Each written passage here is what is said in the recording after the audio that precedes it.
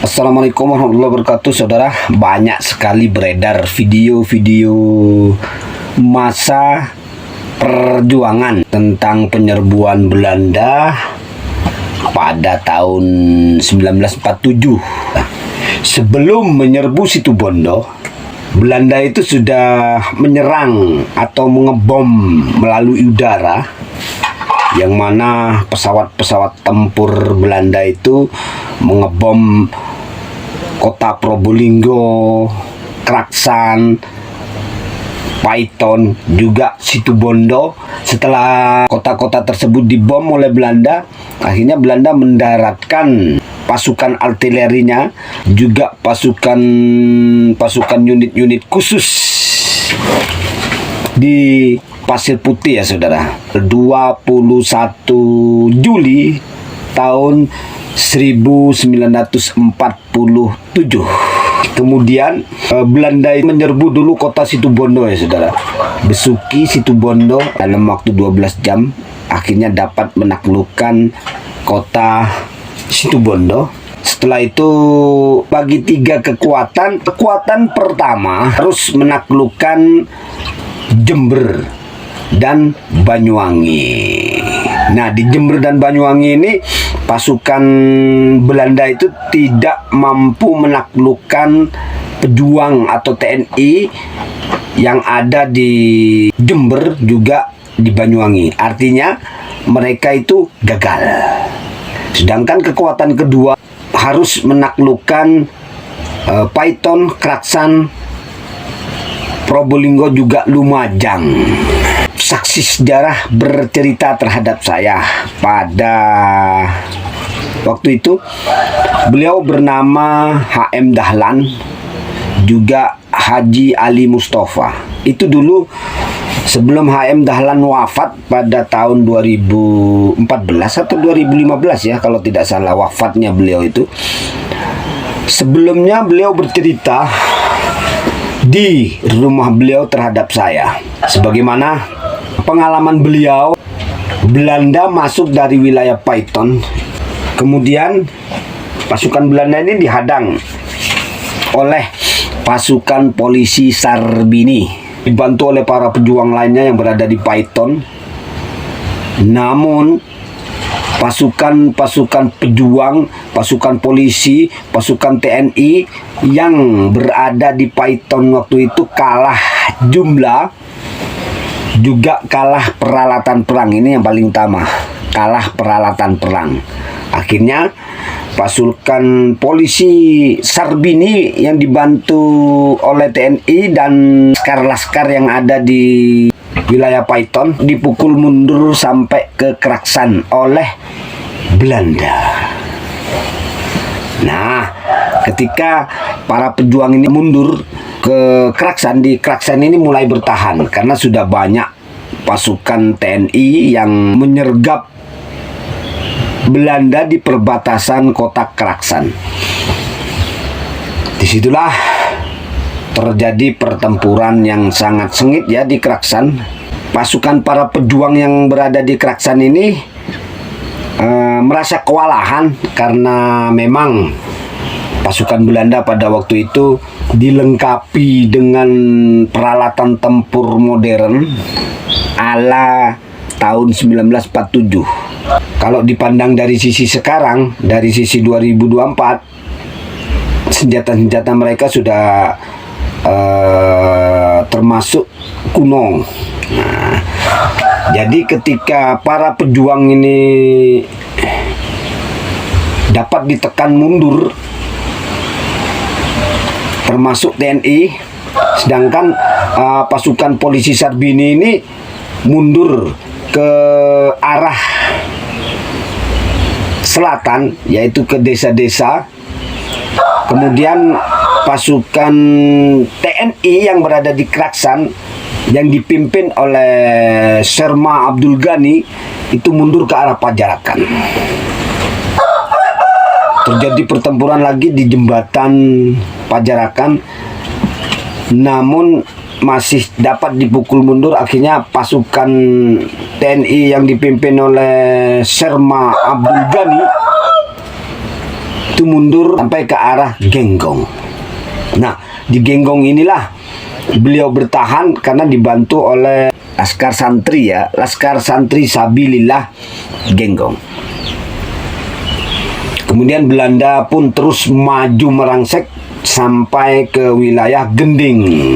Nah, sebelum di wilayah Gending, sebelumnya sampai ke wilayah Gending, pasukan Belanda ini dihadang oleh pasukan Laskar Kelap yang dipimpin oleh Bapak Kelap Wijaya.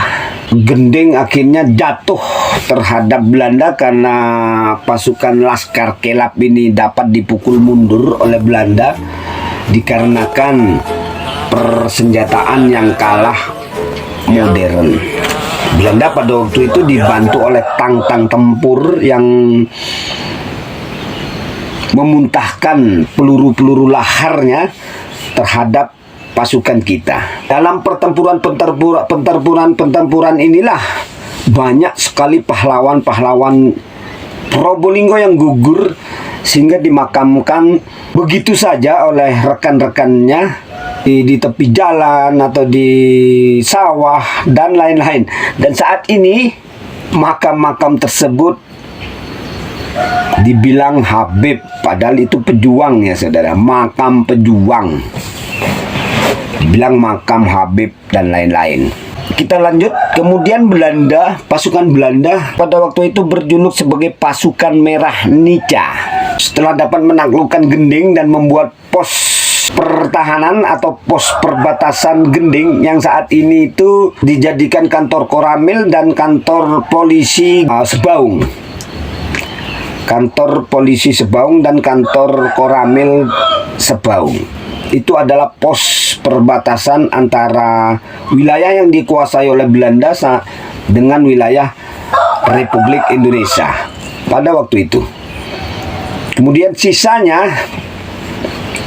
pasukan merah ini terus menuju ke kota Probolinggo hingga sampai di tikungan Bentar, di tikungan Gunung Bentar. Yang dari arah timur itu ada tikungan pos ya, pos polisi lama.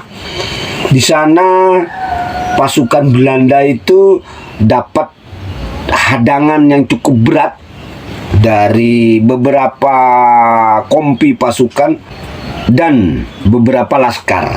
Di antaranya, ini yang saya tahu ya saudara, sesuai dengan saksi sejarah, bahwasanya di Gunung Bentar itu pasukan itu dipimpin oleh polisi Siaman.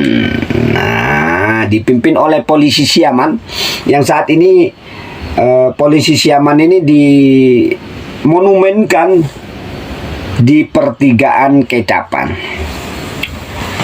Di sana cukup lama Belanda tertahan karena medan pertempuran di Gunung Bentar itu berbukit-bukit ya saudara, jadi tidak rata seperti wilayah Paiton, wilayah Kraksan, Pajarakan dan Gending itu tidak rata, jadi lumayan mempersulit pergerakan Belanda.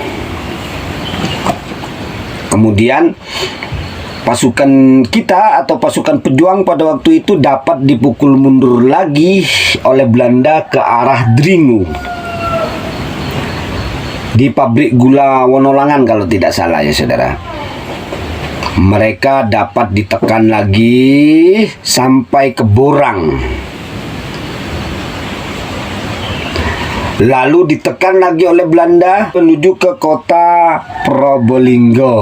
Nah, di kota Probolinggo ini Belanda kemudian menyebar ya, kompi per kompi menyebar untuk menyapu bersih pasukan-pasukan yang berada di tiap gang yang ada di kota Probolinggo.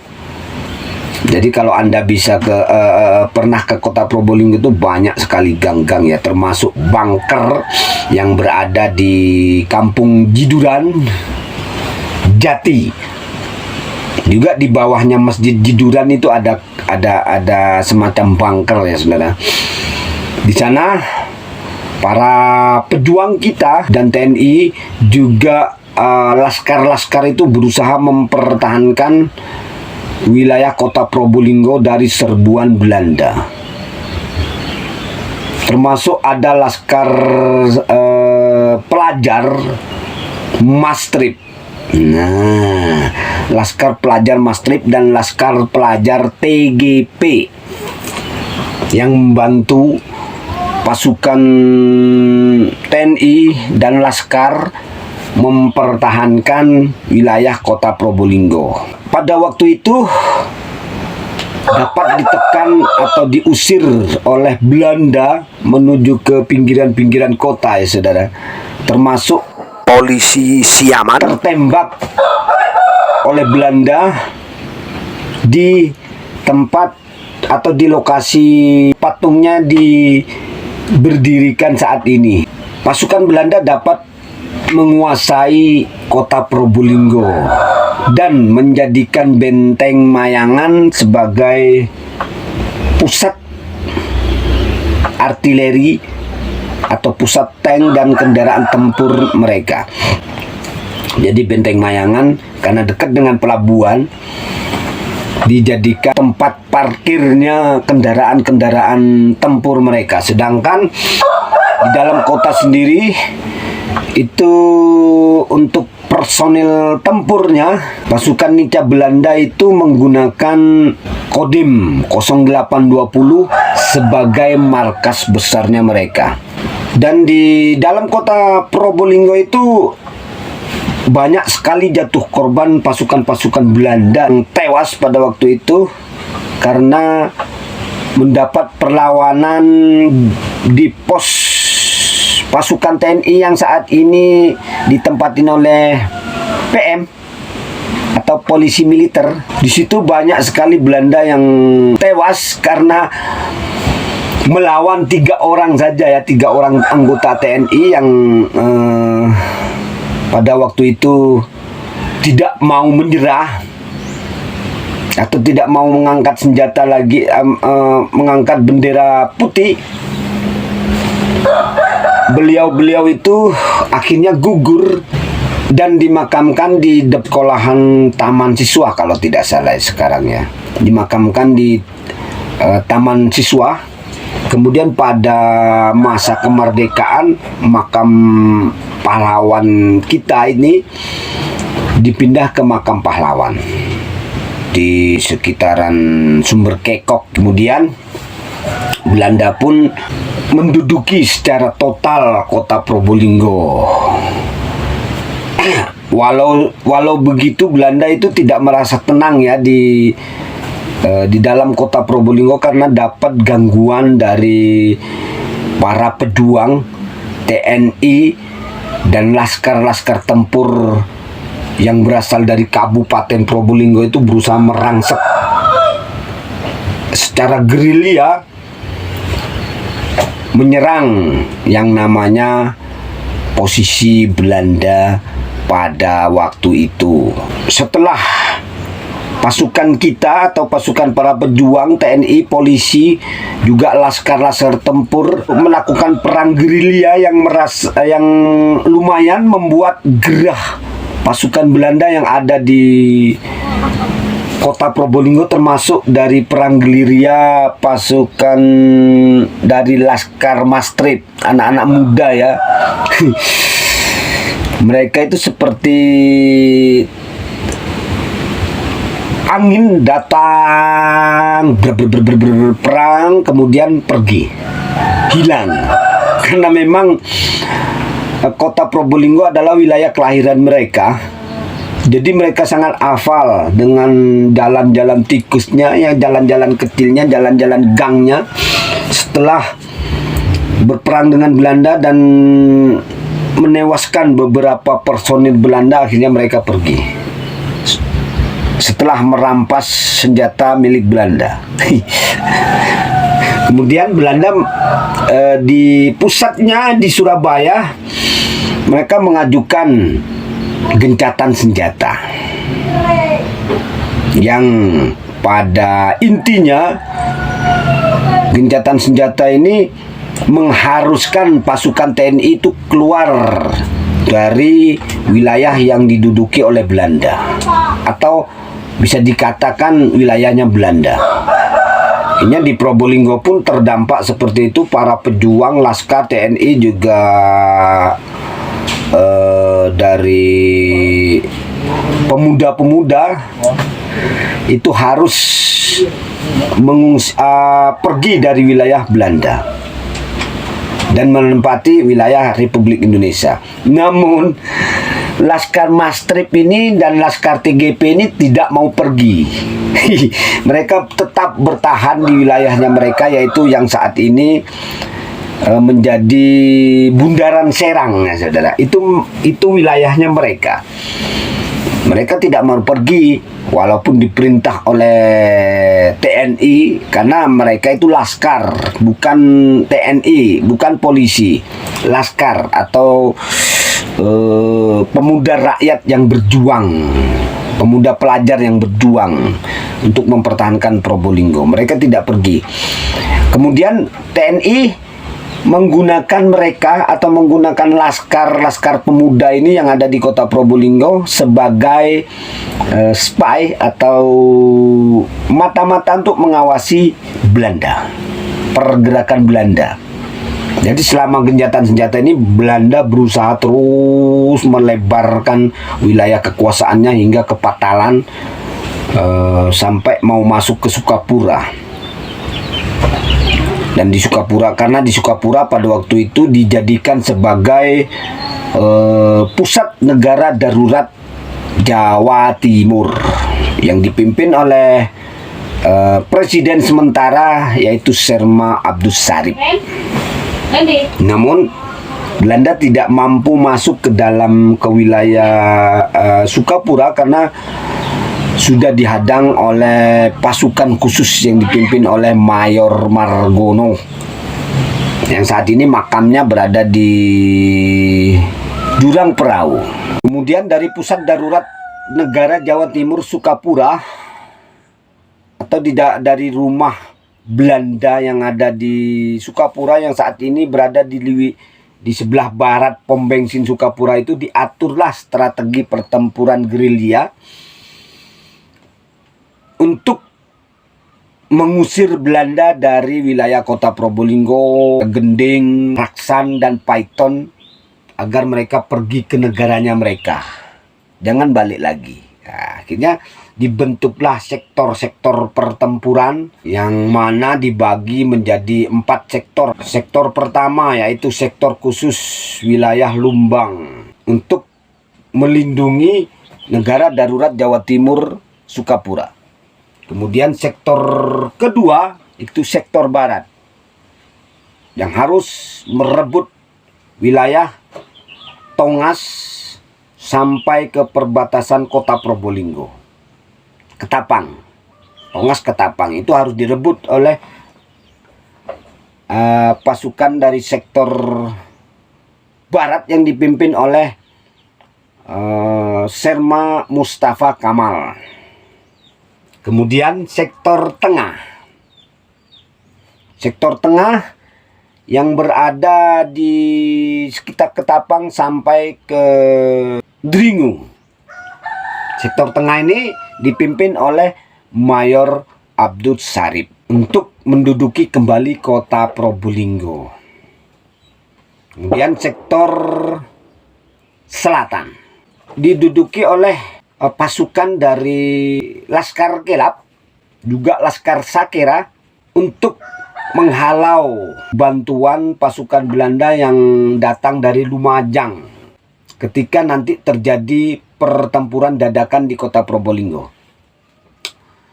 Kemudian sektor timur yang dipimpin oleh Serma Abdul Ghani dan dibantu oleh pasukan polisi Sarbini, dibantu juga oleh Laskar Sabilillah yang beranggotakan santri, genggong, dan rakyat sekitar Probolinggo Timur, dan pasukan pejuang yang dipimpin oleh Serma Abdul Ghani ini harus merebut kembali wilayah Gending, Pajarakan, Kraksan, dan Paiton. Wow, sungguh lebar ya saudara. Kalau dilalui saat ini sangat lebar. Wilayah Gending, Pajarakan, Kraksan, dan Paiton. Ini harus direbut oleh pasukan Sherma Abdul Ghani pada tanggal yang telah ditentukan. Namun sebelum tanggal ditentukan, para laskar-laskar tempur itu Laskar Sakera, Laskar Kelap, juga Laskar Sabilillah wilayah timur ini sudah diporak-porandakan dulu. Pos-pos Belanda, pos-pos pertahanan Belanda itu sudah diporak-porandakan lebih dahulu oleh para laskar-laskar tempur wilayah timur ini, terutama Laskar Sakera dan Laskar Kelap. Ini sudah menduduki atau sudah menguasai sebelum ada perintah itu ya. Sebelum ada perintah sudah menduduki atau sudah menguasai pos-pos Belanda yang berada di Leces, pos Belanda yang berada di Gending, pos Belanda yang berada di Pajarakan itu sudah semua dikuasai atau diduduki oleh laskar-laskar tempur rakyat dan pasukan Sherma Abdul Ghani yang berjuluk sebagai Kompi Sapu Jagat. Nah, sebelum ada perintah lebih lanjut ya, mereka sudah menyerbu duluan, termasuk kota Kraksan diserbu dari berbagai arah karena wilayah Paiton itu terus sampai ke perbatasan Kraksan. Pos-pos pertahanan Belanda yang didirikan itu sudah dihancurkan semua, termasuk senjatanya sudah direbut semua ya. Tinggal Kraksan saja karena pusatnya Belanda di wilayah timur itu ada di Kraksan, yaitu menjadikan alun-alun kota Kraksan saat ini menjadi sebagai markas utama pasukan merah Belanda. Situlah pasukan TNI, polisi, juga laskar tempur cuma 1 jam mengepung, melakukan pertempuran untuk mengusir Belanda dari Kraksan. Akhirnya Belanda pun takluk dan menyerah. Lalu pasukan Belanda yang berada di Kraksan ini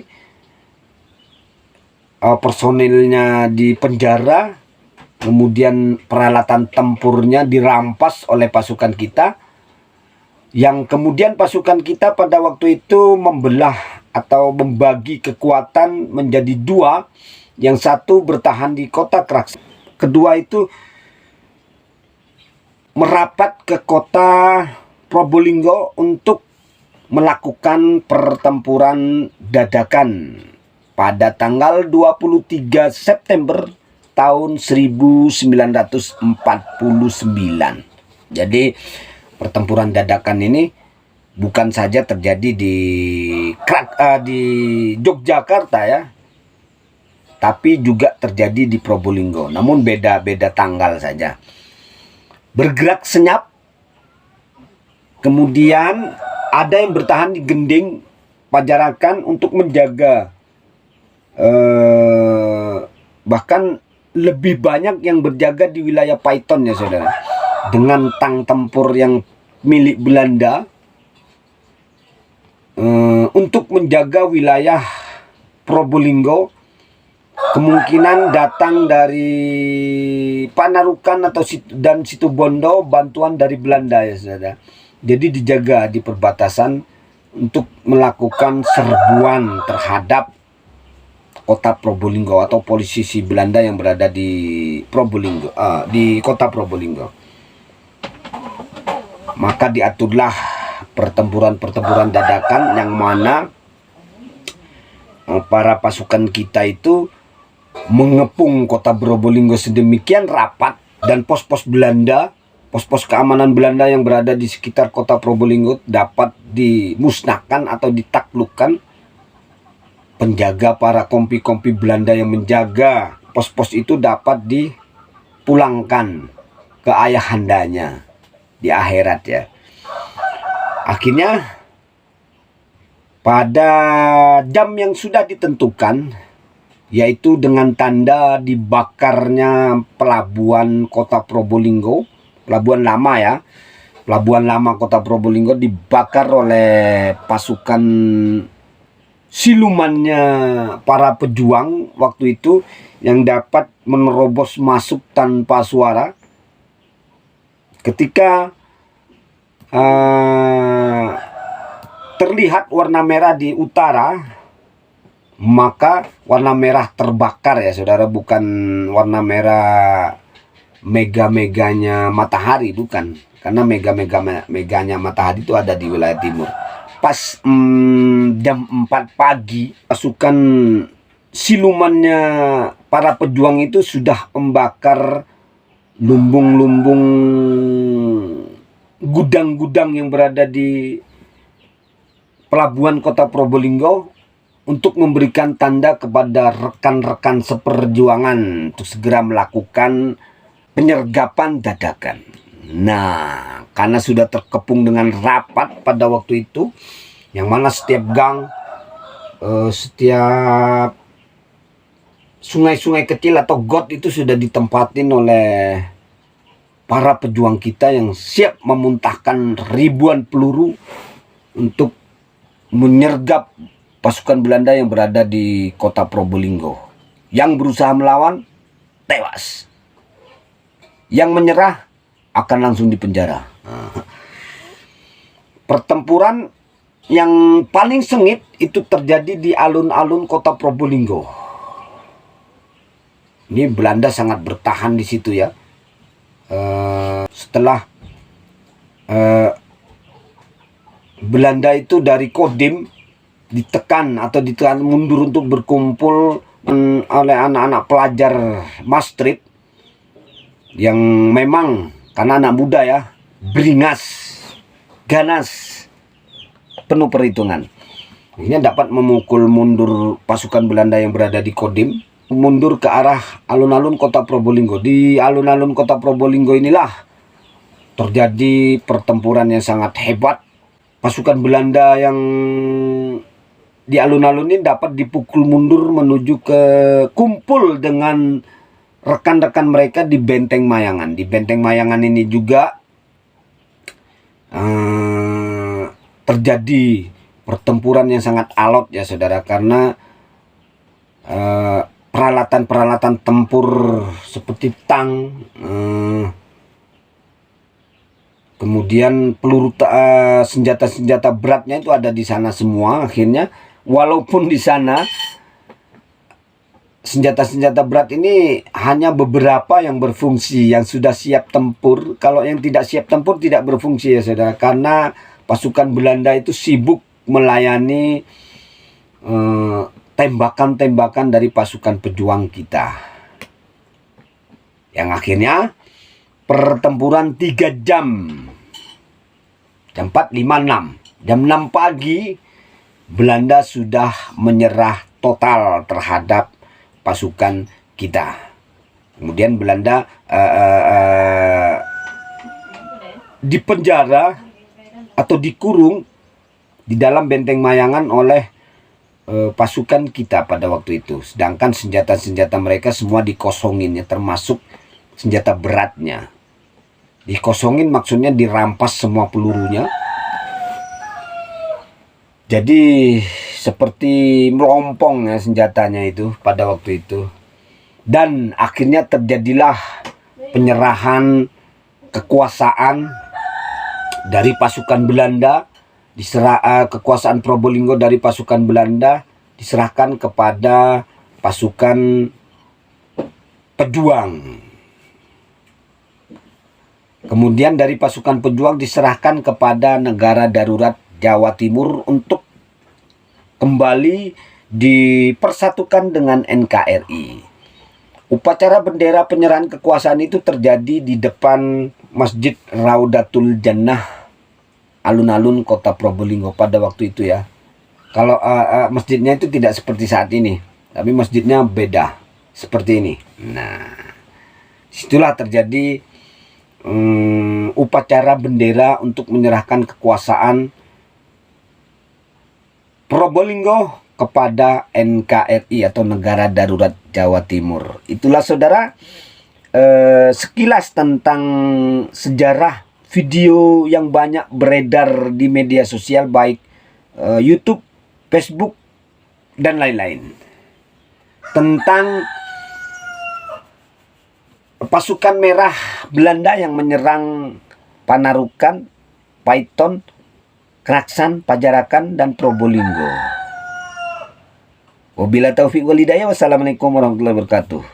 Salam dari Padepokan yang Argopuro.